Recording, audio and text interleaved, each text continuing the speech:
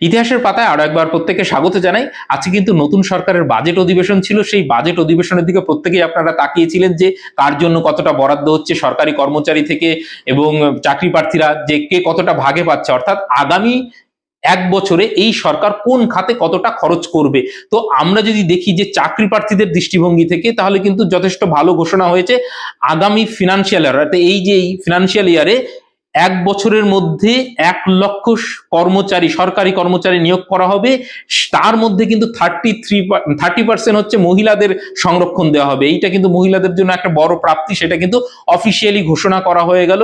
যদিও মানে জেনারেল ক্যাটাগরির ছেলেদের এবার চিন্তার ভাসটা আরেকটু বাড়লো, কম্পিটিশনটা আরো বাড়লো।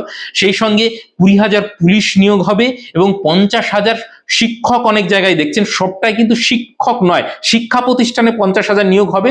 পরবর্তীতে ব্যাখ্যায় আসছি। সেই সঙ্গে 1,000 ইস্টার্ন ফ্রন্টিয়ার রাইফেলে কিন্তু 1,000 নিয়োগ হতে চলেছে, যেখানে কিন্তু অগ্নিবীর যারা রয়েছেন তারা কিন্তু 10% সংরক্ষণ পাচ্ছেন। বয়সের ছাড়ের কথা যেটা বলছিল সেইটা কিন্তু পরিষ্কার হলো। আগামী 2 বছর, অর্থাৎ নেক্সট পরপর দুটো ফিনান্সিয়াল ইয়ারে আপনারা এই বয়সের 5 বছরের ছাড় পাবেন, তারপরে কিন্তু আর ছাড় পাবেন না। অর্থাৎ আগের সরকারের দুর্নীতির দায়ে যারা চাকরি পাননি, দুটো চান্স পাবেন আপনারা, মাত্র দুটো।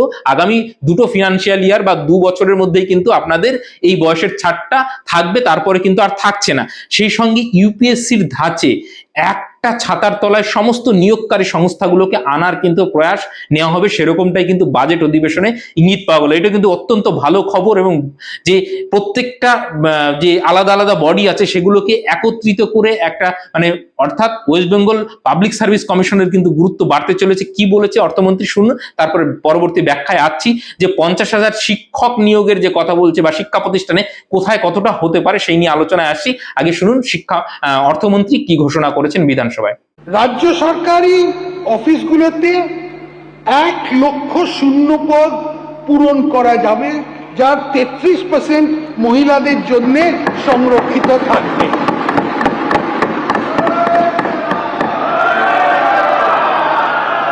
এই শূন্য পদগুলোর মধ্যে 20,000 পুলিশ বিভাগ, 50,000 শিক্ষক, অধ্যাপক,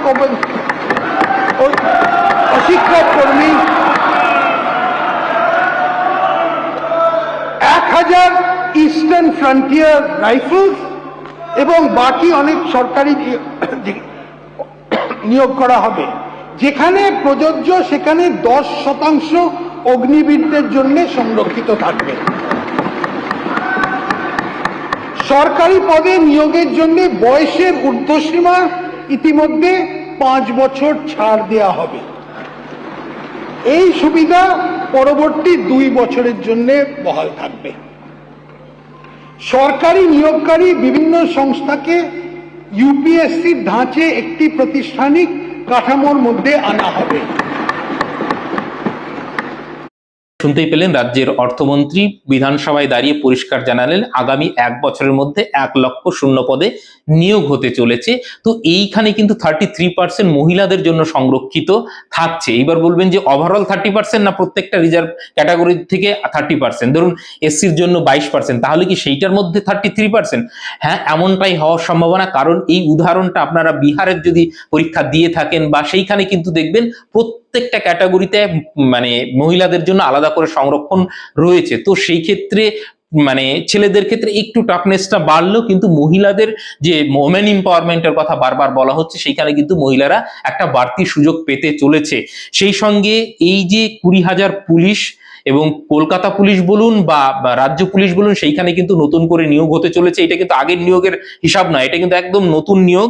সেই সঙ্গে 50,000 শিক্ষক এবং অধ্যাপক এবং শিক্ষাকর্মী। এইবার এইটা ভালো করে বুঝুন। আমার কাছে যতদূর খবর আছে, কলেজগুলোতে যে সমস্ত গ্রুপ সি গ্রুপ ডির স্টাফগুলো নেই সেইগুলো কিন্তু নিয়োগ হতে চলেছে। অর্থাৎ কলেজগুলোতে যে সমস্ত অশিক্ষক কর্মচারী, সেটাও কিন্তু এই 50,000-এর মধ্যে আসছে। এবং অধ্যাপকের কথা ভালো দেখবেন যে হাততালি দেওয়ার সময় মানে এই কথাটা তিনি ভালো করে পরিষ্কার করে শোনা গেল না, একটু ব্যাক করে আবার 2-3 বার শুনে নেবেন, দেখবেন ওইখানে কিন্তু পরিষ্কার বলছে শিক্ষক কিন্তু 50,000 নয়, শিক্ষক, অধ্যাপক এবং শিক্ষক মানে যারা অশিক্ষক কর্মী রয়েছে group C group D staff বা যারা ক্লার্কিক্যাল কাজ করে স্কুল কলেজগুলোতে, সেই সমস্ত কিন্তু এই 50,000-এর মধ্যে রয়েছে। তার মানে কি শূন্য পদ কিন্তু অনেক বেশি আছে, আর তারা যেহেতু প্রতি বছর বছর নিয়োগ করার কথা বলা হচ্ছে, তাই যার জন্য কিন্তু এই সংখ্যাটা খুব বেশি বাড়ানো হলো না বলেই আমার অনুমান।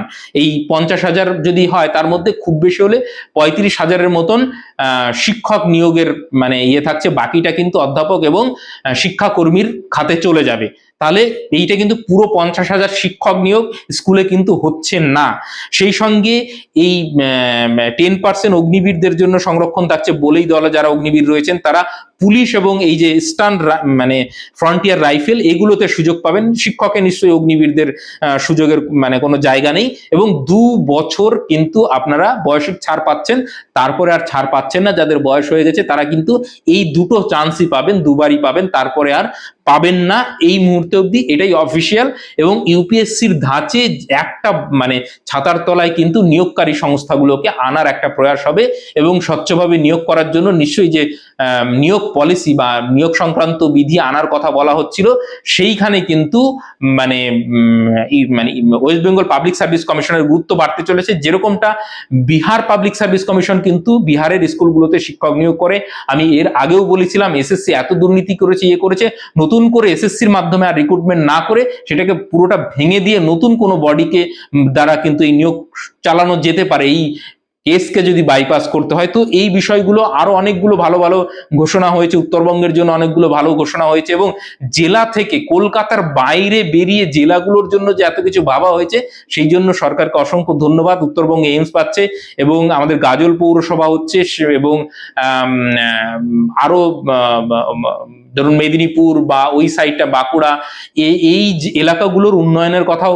বলা হচ্ছে, এবং ঘাটাল মাস্টার প্ল্যান অনেক দিনের একটা দাবি ছিল, সেগুলোর জন্য অর্থ বরাদ্দ হচ্ছে। তো কলকাতার বাইরে গিয়ে মন্ত্রিসভা যে উত্তরবঙ্গকে গুরুত্ব দেওয়া এবং রাঢ়বঙ্গকে গুরুত্ব দেওয়া, এইটা কিন্তু এই সরকারের সব থেকে বড় একটা মানে অ্যাচিভমেন্ট বলা যেতে পারে। তো আরো অন্যান্য বিষয়গুলো নিয়ে পরবর্তীতে কখনো দরকার পড়লে নিশ্চয়ই আলোচনা করব, কিন্তু শিক্ষা সংক্রান্ত বিষয় বা নিয়োগ সংক্রান্ত বিষয় এইটুকুই মোটামুটি আপডেট। সেই সঙ্গে প্যারা টিচারদের 5,000 করে বেতন বাড়িয়েছে, আরো অঙ্গনওয়াড়ি কর্মী বা আইসিডিএস কর্মী এবং সিভিক পুলিশদের বেতন বাড়িয়েছে। তো প্রত্যেকটাই কিন্তু ভালো সাইন, এবং ডিএ যেটা নিয়ে সব থেকে কন্ট্রোভার্সি ছিল সেটাও কিন্তু 38% ডিএ অলরেডি মানে ঘোষণা, মানে টোটাল 18 এবং 20 প্লাস 38% কিন্তু ডিএ কিন্তু সরকারি কর্মচারীরা পেতে চলেছে, যেটা কিন্তু আগের সরকার কোনো দিনও দিতে চায়নি। তো কেন্দ্র রাজ্যের সরকারের যদি সমন্বয় থাকে তবেই এটা কিন্তু সম্ভব, কারণ কেন্দ্রের ফিনান্সিয়াল সাপোর্টটা কিন্তু অত্যন্ত প্রয়োজন। শুধু কেন্দ্রের সঙ্গে বিরোধ করে গিয়ে কিন্তু রাজ্যের খুব একটা লাভ হয় না, বরং মানে যদি মানে কি বলবো একসঙ্গে তাল মিলিয়ে চলা যায় তাহলে কিন্তু রাজ্যেরই আলটিমেটলি লাভ। এবং সাগরমালা প্রজেক্ট এগুলো আলটিমেটলি ইনভেস্টমেন্ট, বিভিন্ন কোম্পানিগুলো এবার আসবে, রাজ্যের আইন শৃঙ্খলা পরিস্থিতি ঠিক হবে। তো সেই ক্ষেত্রে বেসরকারি ক্ষেত্রে কোম্পানির ক্ষেত্রে যে সমস্ত চাকরির অপরচুনিটি গুলো তৈরি হবে সেটাও কিন্তু একটা রাজ্যের বড় প্রাপ্তি হতে চলেছে। ভালো থাকবেন, সুস্থ থাকবেন, থ্যাংক ইউ।